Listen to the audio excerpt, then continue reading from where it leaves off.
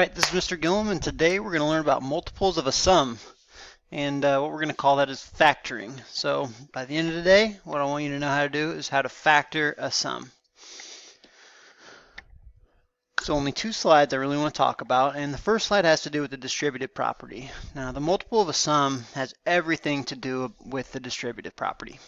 Alright, and you may or may not be familiar with how the distributive property works.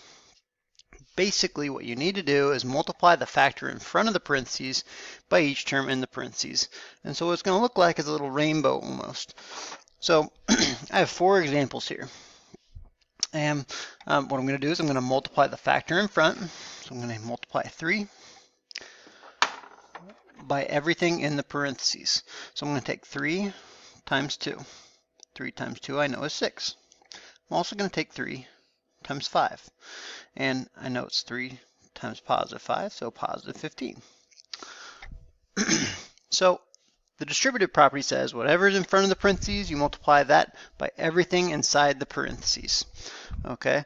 And why we're practicing this is because in algebra, it's going to be a very, very important skill. Okay? So again, let's take a look at the next one here on the right, and we'll use the distributive property again. So I'm going to take the number or the factor outside the parentheses. I'm going to multiply it by both parts inside the parentheses. So in the first case, 2 times 1 is 2, and 2 times 2 is 4. All right, so 2 plus 4. The third one here. Actually, before I go on to the third one, if I were to use order of operations instead, and find the solution, let's see what would happen. Using the distributive property, I have 6 plus 15, a total of 21. And over here, I have 2 plus 4, which is a total of 6. If I went in a different order, say the order of operations order that you may or may not have learned in 5th grade, what if I did 3 times whatever 2 plus 5 is, 7? As you can see, that also gives me 21. Or in this case, 2 times 1 plus 2, 3, that also gives me 6. So the distributive property is just another way to write a sum of two numbers. All right, and so again, let's just take a look here and practice the distributive property. 5 times 3 is 15, and 5 times 7 is 35. All right, 15 plus 35 would be 50. Or I could do 5 times 10, which would be 50. Now, the important part is this guy right here. Do you know how to take that factor outside and multiply it by both parts inside? I'm not near as concerned about what the solution is. All right, that's the important part. So again, let's take 4 times 6, 24, and 4 times 1, 4. So I have distributed the factor from the outside to everything on the parentheses on the inside. All right. Now, that's just how the distributive property works. What we need to do today is what we call factoring, or multiple of a sum. And basically what that is, we're going to take the answer and take out the factor. What I mean by that is this. We have been learning about the greatest common factor between two numbers, okay? And instead of just writing the answer, which is going to be very tempting to do because, oh, well, I know what 6 plus 15 is. It's 21, and 6, and 50, and 28. Okay, it's going to be very tempting just to hurry through your homework and do that very quickly. But I know you can add numbers together, so what I want you to practice is what we call factoring, multiple of a sum. All right. And in factoring, I'm going to put little quotation marks around it because that's what they really call it in algebra, and that's what I want you to connect this to. Factoring, you're looking for the greatest common factor between the sum of the two numbers. And the reason it's so important is because soon in algebra, we're going to start adding variables. And instead of having just 6 plus 15, we might have 6a plus 15b. And a's and b's are not considered like terms. And so what we're going to do is we're going to practice with regular numbers before adding the variables. So as tempting as it's going to be to add the numbers together, we are going to factor the numbers.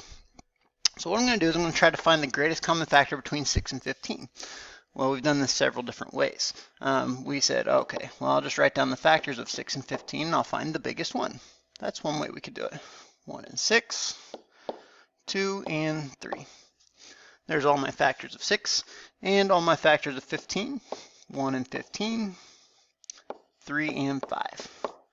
And as I'm looking at each list, I'm looking for the biggest number that's in both lists. So in this case, we know it would be 3. And so that is what the number I'm going to undistribute, and we call that factoring. So what I'm going to do is I'm going to take a 3 out of the 6 and a 3 out of the 15. And we're going to undistribute those, and we're going to call it factoring. Okay, and like I said, it's going to be very important once we start adding variables into the equations. So here we go. If I decided that 3 is my greatest common factor, that's the number I would like to have on the outside of the parentheses. All right, and that is going to, it's very important we understand the distributive property because that is going to change what's inside the parentheses. Instead of 6 plus 15, I'm going to write 2 plus 5. All right, I'm going to write 2 plus 5. I want you to think about that for a second. The reason I'm writing is 2 plus 5 is because I know from the last slide specifically that 3 times 2 plus 5 is the same as 6 plus 15. And so what we're trying to do is we're trying to factor out the greatest common factor. And that's what we've done. So let's try it again here. 2 and 4, those numbers aren't too bad. I mean, 2, there's really 2 factors of 2. And for 4, there's only 3 factors. Okay, and when I look at the lists here, I see that 2 is the greatest common factor between those two numbers. And so that's the number that I'm going to undistribute. So they call it multiple of a sum because I can take that greatest common factor and I can multiply it by this sum and end up with what I started with. I'm going to put 1 plus 2. And the reason I'm going to put 1 plus 2 is because I have a good understanding of how the distributive property works. I know that 2 times 1 would still be 2, and 2 times 2 would still be 4. Now, it seems silly if we already know what the answer to 2 plus 4 is, but again, this is going to be very, very useful when we start doing algebra.